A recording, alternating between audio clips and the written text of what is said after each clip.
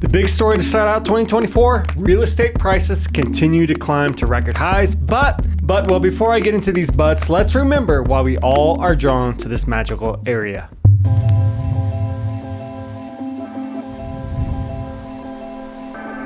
Pagosa Springs in the spring. The snow has melted, the temps have warmed up, and life is completely chill as various businesses take their seasonal breaks.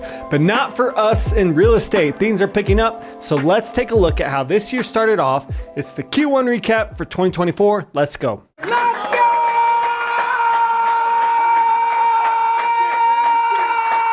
All right, I got 3 takeaways for you. Number 1, price per square foot. It continues to climb. We hit record highs in February and then topped it in March. If we go off the 3-month rolling average, we're now sitting at $355 for all residential properties, 19% higher than where we were a year ago and 4% higher than our previous peak in July 2022. Number 2, inventory is climbing, but this one is a bit deceiving. Right now, new listings are up 51% when compared to a year ago, but there's more to the story than this. Typically, if listings don't sell in the fall, sellers will often take their property off the market for the winter and then relist in March and April.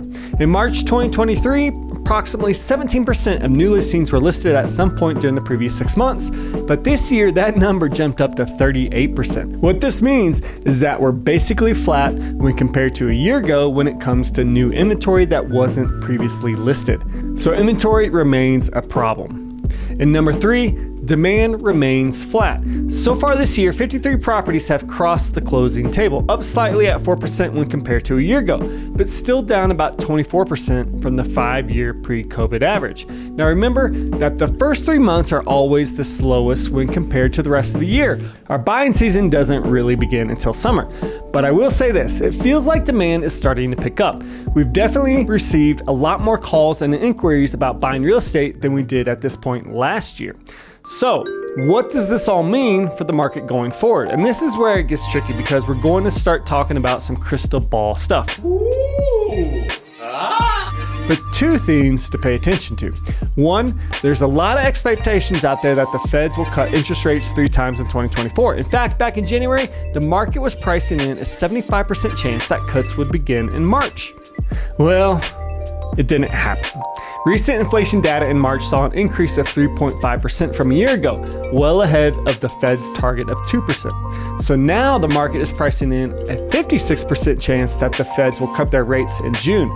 But just like how March didn't pan out the way traders thought, I'm beginning to think June won't either. And now I'm not expecting any significant rate cuts until 2025. And then second, there's this little lawsuit settlement that happened last month. I'm sure you heard about it. It was all over the media. There's a class action lawsuit brought by the sellers of homes claiming that the National Association of Realtors conspired to inflate real estate agent commissions by enforcing cooperating compensation to buyers' agents, which ironically, the lawyers of this lawsuit are taking home a cut of up to 40%. Think about that. Lawsuits over realtor commissions of around on average about 4 to 6%, but these guys are taking a cut of 40? I should have been a lawyer. Anyways, as a result of this lawsuit, 2 big changes are taking place in our industry. The first being that buyer's agent commissions will no longer be allowed to be displayed on the MLS, which is the tool where agents display their listings to other agents, and in turn, websites like Zillow grab that data and display it to the public. And second, NAR agreed to require MLS participants working with buyers to enter into written representation agreements with their buyers before the buyer tours a single home.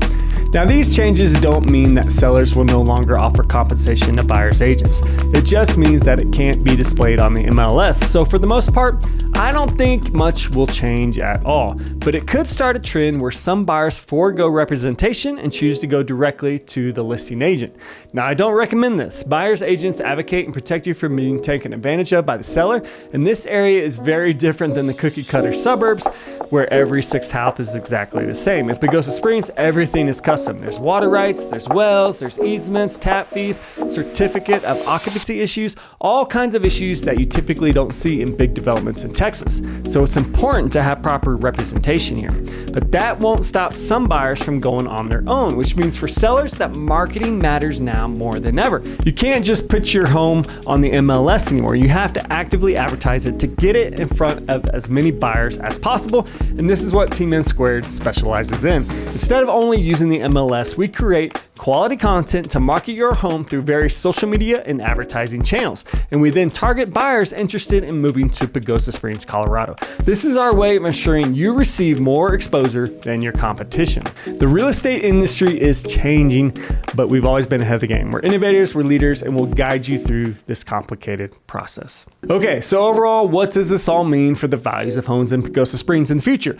I think for the rest of the year, prices continue to remain stable. Both buyers and sellers have become accustomed to these higher interest rates, and they're more comfortable jumping into the market now that they realize rates will never go back down into the threes. And come summertime, when Texas is 110 degrees every single day, people will want to retire or make the move to beautiful and comfortable Colorado to get out of that.